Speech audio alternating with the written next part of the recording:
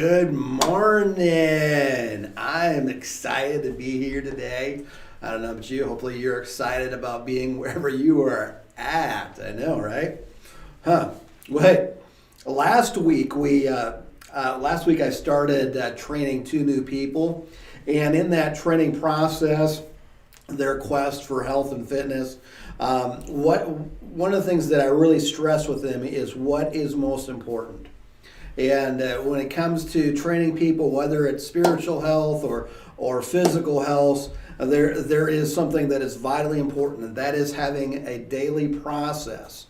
Daily processes are important to follow if you want to achieve your product or your fitness level or that spiritual goal that you have. It is so important. The process you follow every day is more important than the ultimate goal. One of the things that I know, whether it's talking about physical health or spiritual health, if you stop following your daily process, you get fat. You get fat. You get physically fat. You get spiritually fat. You get spiritually tired. You get physically tired. You don't have the energy. And there's so many different things that fall into that. So you got to follow the process. Therefore, the process is greater than the product. So follow it. So the process of Bible study that we are exploring involves three critical steps. The first one is observation. What do I see? We looked at that last Tuesday. Today we're looking at interpretation. What does it mean? And then next week we'll look at the aspect of application. How does it work? So let's look at interpretation.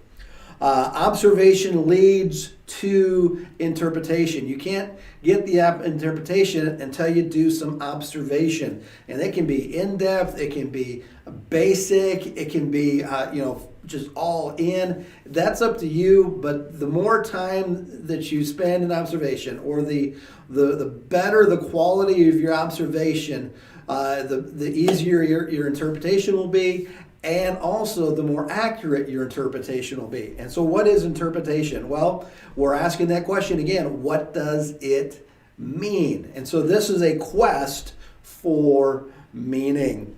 So just remember this. Again, the more time you spend in observation, the easier your interpretation and more accurate your interpretation will be. There are three things that we use in the interpretation process. They are questions, answers, and integration. So questions, like most things, the best way to understand something is to ask questions.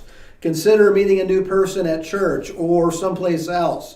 How do you get to know them? Well, you walk up and say, "Hi, my name is," what's your name? That is a question, seeking information, seeking an answer. And it continues. And the more questions you ask that person, the more you understand who that person is. So the more questions you have and answered, the better your understanding of who they are begins to unfold before you. Hey, side note, if you want to have fun with Deb, just ask her questions. Just bombard her with questions and just watch what happens. It's fun. Anyway, but unlike people, you can ask the Bible as many questions as you want. It will never be embarrassed or snap at you. But that doesn't mean that all your questions will be answered. So let's look at the answers. Let's look at the answers. So we're asking questions. If we're asking questions, we gotta naturally then seek answers, and so we gotta look for the answers. And where will we find the answers to our question? We're gonna find them in the text. We're gonna find them through the observation process. We're gonna go back to the information that we obtained through the observation process and examine the information to answer the questions.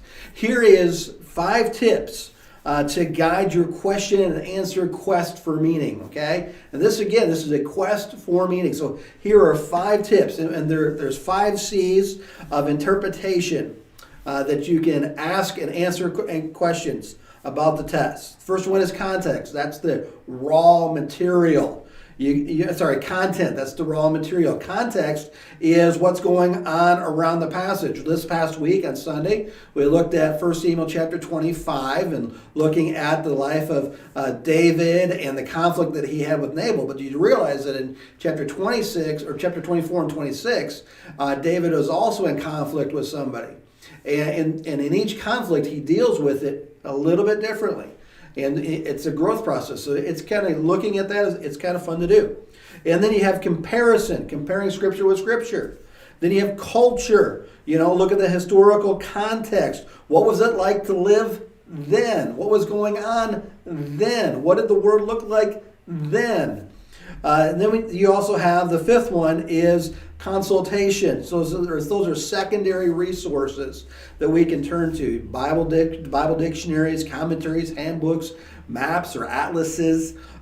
You can even use search engines and ask Google, but be careful there. You don't know who the person is sometimes. And, it can be interesting. So just be careful with that. But all 5 parts of the interpretation process, again, the better job you do with an observation, the easier your interpretation will be and the more accurate it will be.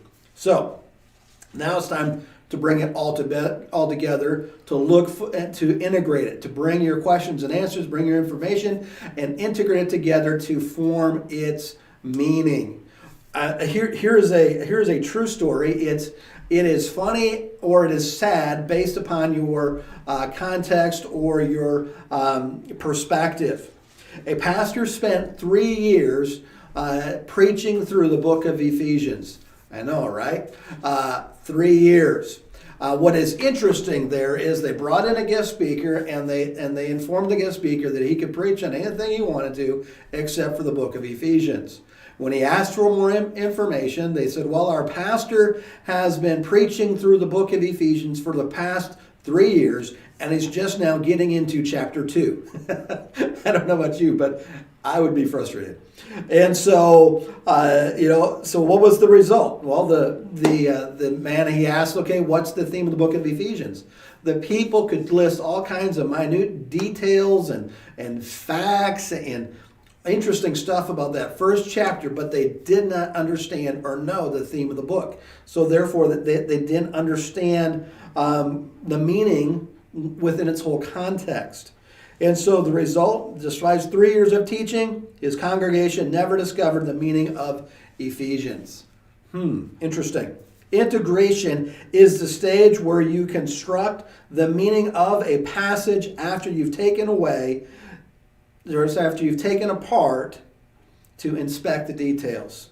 So this is where you put it all together, put it back together after you've taken it apart to inspect the details. It's like somebody gets a toy at Christmas time. They wonder how it works. They take it apart to look at the parts to see how it works, and then they put it back together. This happened to my mom when she was a kid. One of her younger brothers, she was given a little piano thing, and he was curious on how it worked, so he took it all apart.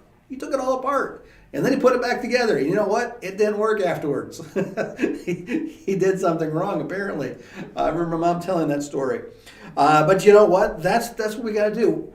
If we're going to make it work, we've got to do the work of observation to understand the meaning, putting it all together, bringing it all back together. What does it mean? So, what could you do today? Well, today you could read John chapter 13, verses 34 through 35, a very familiar passage to most people and probably to you. What I want you to do, I want you to read the passage, and I want you to ask and answer 2 questions. What do I see? That's the observation. And what does it mean? Do that at some point. All right, well, hey, that's all I got for you today, and I hope you have an amazing day.